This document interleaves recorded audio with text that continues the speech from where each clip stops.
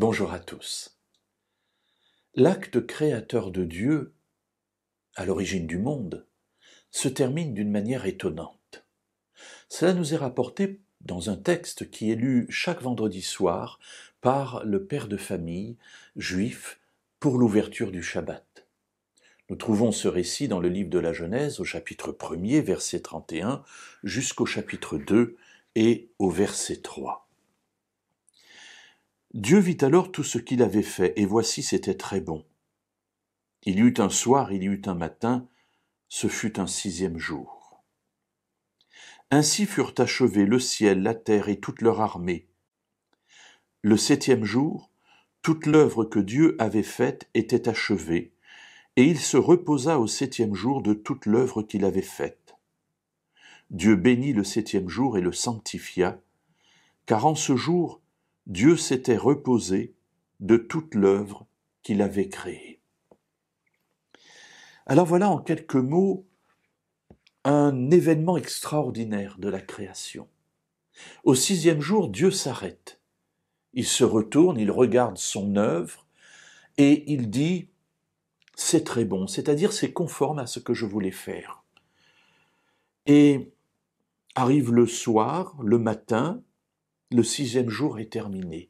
Dieu a achevé son œuvre créatrice. Alors que faire pour ce nouveau jour qui s'ouvre ? Alors il y a toute une discussion dans la théologie juive pour savoir si ce 7e jour Dieu a créé aussi, puisqu'il crée le 7e jour en créant le Shabbat. Est-ce qu'il y a donc un acte créateur de Dieu au jour du repos ? Mais laissons de côté cette discussion, si vous le voulez bien, pour nous attacher à ce que le texte dit ici. Ainsi furent achevés le ciel, la terre et toute leur armée. Voilà, Dieu a fait quelque chose de complet. Et il est heureux. C'est bon, c'est conforme à ce qu'il voulait. Il est fier de son travail. Et alors, il cesse. Le sens original du verbe Shabbat, c'est cesser, ce n'est pas se reposer. Par extension, on en tire du repos, puisqu'on cesse, c'est qu'on se repose. Par opposition au travail où on agit, où on se fatigue. Mais le sens du terme original, c'est qu'il cesse.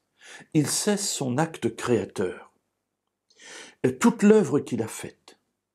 Et Dieu va mettre de côté ce jour particulier, il va le bénir, il va y ajouter quelque chose de supplémentaire aux 6 autres jours, qui ne se trouvent que dans ce jour-là, et ensuite il le sanctifie, c'est-à-dire qu'il le met à part pour un usage saint, un usage où on va pouvoir, nous, humains, et surtout après le péché, c'est-à-dire dans un monde de souffrance et de difficultés, trouver un sanctuaire où nous pouvons rencontrer Dieu. Pourquoi cela ? Parce qu'en ce jour, Dieu nous a laissé un exemple. Lui-même a cessé l'œuvre qu'il avait faite. Mes amis, chaque fois que nous célébrons le Shabbat, nous célébrons l'action créatrice de Dieu. Nous nous souvenons de ce qu'il a fait pour nous. Nous nous souvenons du projet qu'il avait pour nous.